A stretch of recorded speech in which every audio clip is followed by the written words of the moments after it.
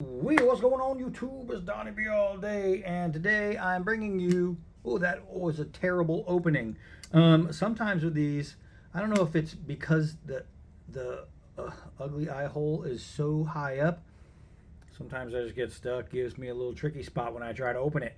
But this right here is the Paramilitary 2. Anybody who's been with me on my channel knows the plight I've had with the Spyderco brand. Um, when I first saw one, it was similar to looking like this. It looked like a little mouse, and I thought, that is the ugliest knife I've ever seen. And I'm not going to lie, still to this day, nothing has done or been done to make me think otherwise on this style, right? I think I think that is just as ugly as they come. But ugly has nothing to do with function, right? You have bad designs, and then you have ugly designs. Just because something is designed ugly doesn't mean it's designed bad in any way. So the story goes, and I'm going to do this in two parts because I'm going to go over this knife really well, and I don't want to hold back on anything. I really want to show you this thing, and then I'm going to take it outside and use it for the second part. But the story goes, I was in this little town waiting for my girl to get something done. I think she was getting a tattoo, as a matter of fact. And so I had some time to go kill because I wasn't getting a tattoo that day, and that sucks. So, I go over to this Cabela's that was nearby, and I'm walking through the knife area, and I'm looking at these Spydercos. I just honestly was like, nope, don't need one of those. Don't want to buy one of those. And I kept walking by and walking by, and then finally I was like, screw it, I'll buy one because I always said how ugly they were, and I gave them a bad rap just on looks alone. But I was like, I don't know if I don't try, so I got the Tenacious. The Tenacious looked a lot like this. It was about the same size, different steel. It was the HCR 13 MOV, just like the Resilience. I would show you, but I sold my Tenacious a while ago because I just didn't need it. So when this came out at well above the price, this thing, I think they MSRP'd at $265. You can get them on Blade HQ for $200. You know what I mean? But is it worth $200? This is what we're gonna find out. And then this one, the Resilience, MSRP for $98, and on Blade HQ they got them going for $73.50. So I bought the Tenacious. I took it outside of Cabela's, and there was an area in the back that had some shrubbery and all that, and I was like, well, let's try it out. And I was mad because that knife was so good. It was just so good. Is it the most comfortable knife in the hand? Not for my size hands. No, it's a little too small in the grip for me. Maybe because it's too thin or whatever, but you have this really nice inside grip here, which is where your hand is supposed to fit. My pinky sits out here, so I can't fit my hand. If I squeeze my tips together, I could fit it in there. But as you can see, my hand, if I put it right here where it's supposed to be, my pinky does not fit inside that grip. So for me, it's not really that great of a grip. As far as size, it makes me feel like I'm making an almost fist because it's just, I don't know, it's just not thick. It's not wide enough maybe, or it's not long enough, or it's not tall enough. There's something about the grip, it just doesn't fit my hand. My hand's too big for it. And I think I thought that possibly with the other one as well. The thing is, that Tenacious was such a good working knife that I said, well, I'm going to try the bigger one, and I got this one, the Resilience. This, I still think is ugly. I really do, but this is one of my favorite knives on the freaking planet. I mean, Spyderco already has some of the best heat treats in the business. I did see one of these on eBay for like 120 bucks, but the tip was folded over. So I don't know if maybe something went wrong with the heat treat or something. How do you bend it without snapping it on something that's heat treated like that? I don't know. So it must have had a soft spot, but that's the only one I've seen like that. I haven't seen other people complain about soft knives on a Spyderco because their heat treats are mag-freaking-nificent. So this one is the only thing I have that I can compare this to as far as feel, opening, and all that. Now, what makes this a $265 knife is they say they put in a whole new system to make it open and close smoother, right? They also put, this one has a very convenient, oh God, this thing snaps open like, it's like a thunderstorm. But it's so easy. Like, I know you'd think that this would make sense as it is on here. And maybe for a right-handed person, a little bit more than a lefty. But it's just, you get so used to this, it's hard for me to want to do that. Now, as a lefty, I have to say that maybe I'd like it more if it was not on that side, because obviously you can't make it ambidextrous like that. So they favor only one hand. Oh, well, there's less lefties. That makes a whole lot of sense. It is what it is. We get used to things. With this, as a lefty, I've never, on any liner lock, had a problem left-handed with using this. This one is not a problem, but it's less than as good as this one, I'd say. If I'm talking about ease of operation for a left-handed person.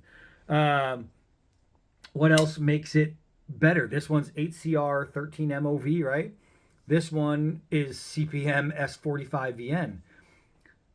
This steel is great. I mean, steel for steel, this steel is going to be better than this steel any day of the week.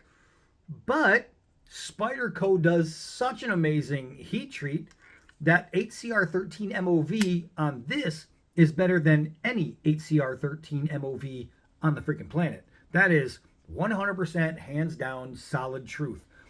The blade on this will outperform any blade on this not made by these guys.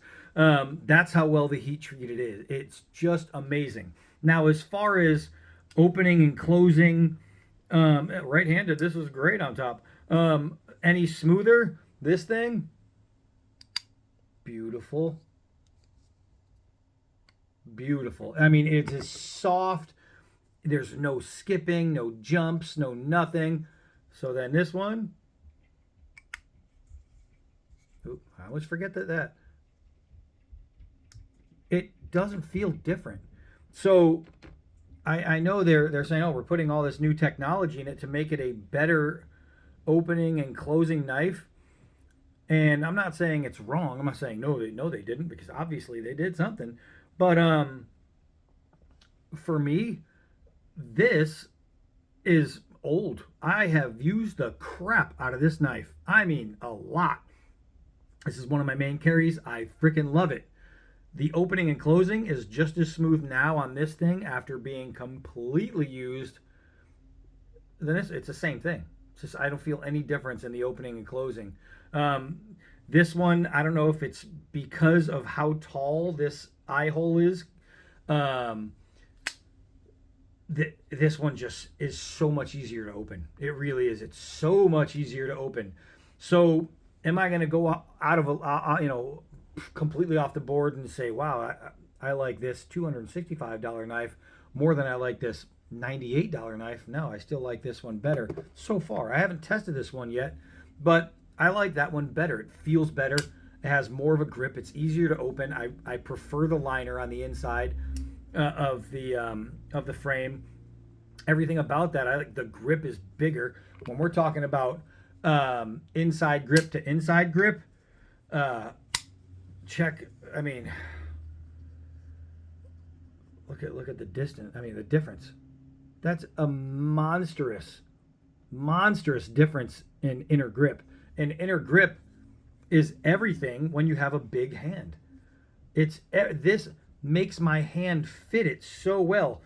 I think, and it's even got a little bit more belly in here. So the overall and absolute grip on this thing, I would take this one. I would take the resilience over this one just by putting it in my hand any day of the week. You get an inch longer blade. I mean, that is a serious blade.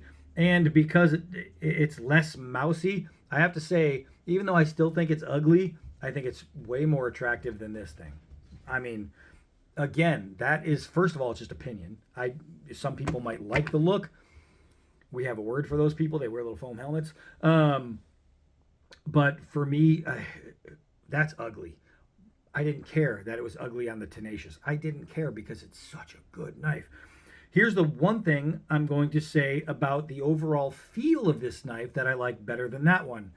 This is super, I mean, super duper ooper grippy G10. I can't remember if this one came that way and it's just so used, maybe it's worn. I don't know. So it's hard to, without it being brand new, to put them side by side and judge that. This one's still pretty grippy, but this is really freaking grippy, and I do like that.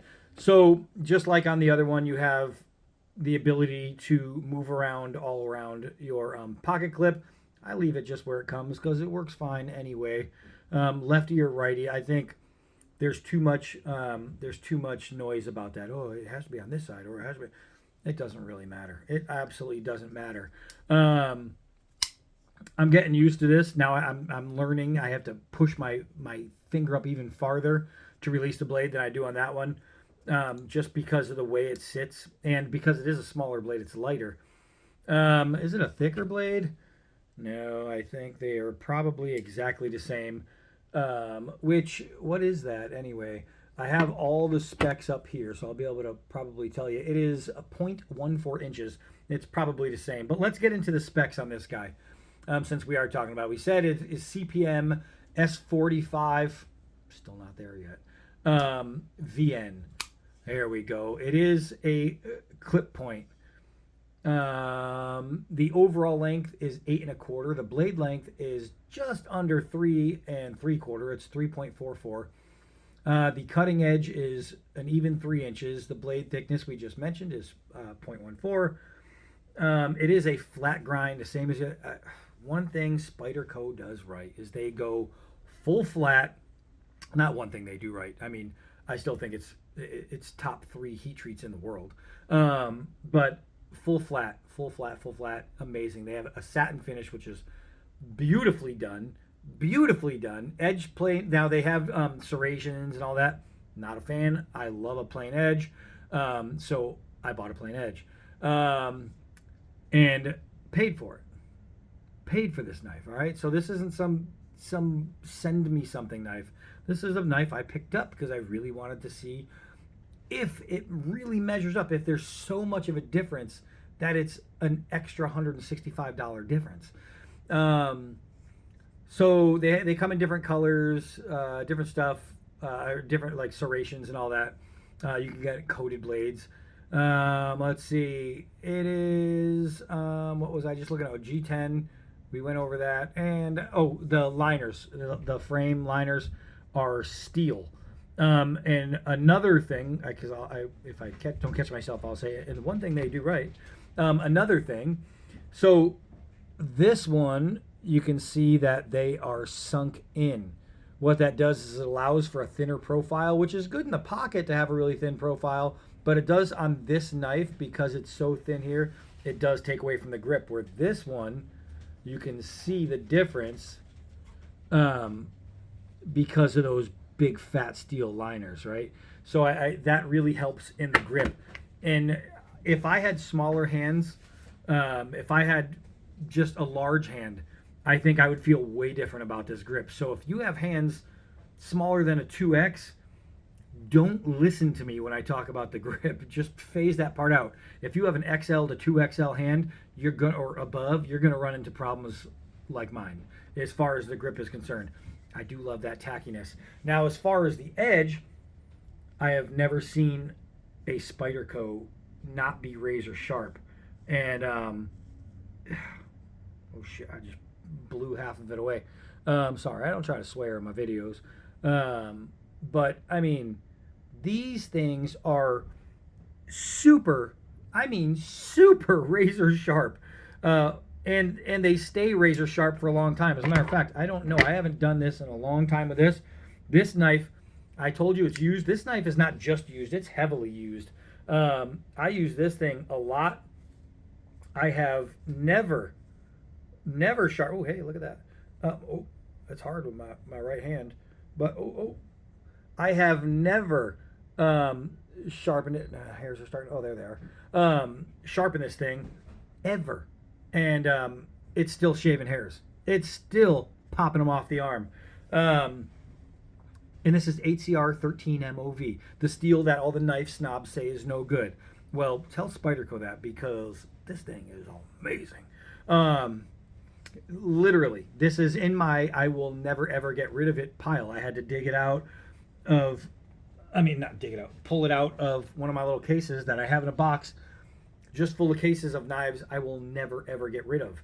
This is one of those knives. Oh, here's the case right here, as a matter of fact. And now that we're done talking about it, I'm going to put it away because I'll just keep going to it. That's how much I love this knife. Spyderco, thank you. Honestly, that knife is amazing. Now this one, getting back to this. What they did differently, I believe this thumb ramp is more exaggerated, and that's probably with the bigger hole. The jimping on here, really nice. I mean, really, really nice. They even, on this choil right here, right before the sharpening choil, is jimped. And you can really, really choke up on that. And when I do that, now you can see I have the ability to use my whole hand. Back here, I do not. If I hold it in a regular grip, I am short in the grip. If I hold it high in the choil, much, much different. And because I'm holding it this way instead of this way, now my fingers fit better, way better. So this way, no good for gigantic hands.